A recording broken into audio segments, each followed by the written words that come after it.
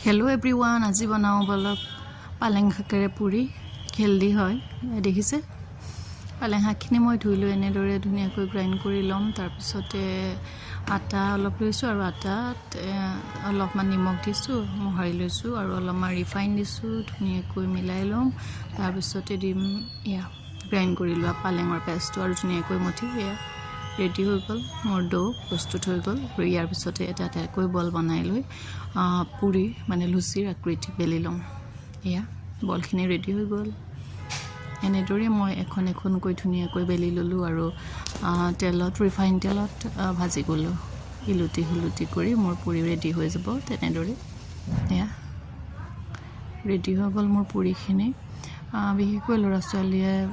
শাক সবজি এইবোৰ খাবৰ কাৰণে বেয়া পায় হেতু কাৰণে এনেকৈ দিওঁ আৰু ইয়া আলুৰ তৰকাৰী আলুখিনি বইল কৰি লৈ বাকলি গুচাই লৈ এনেদৰে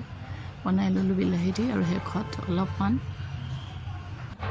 অলপমান কচুৰি মেথি ছটিয়াই দিলো ৰেডি হৈ গল মোৰ সবজি এয়া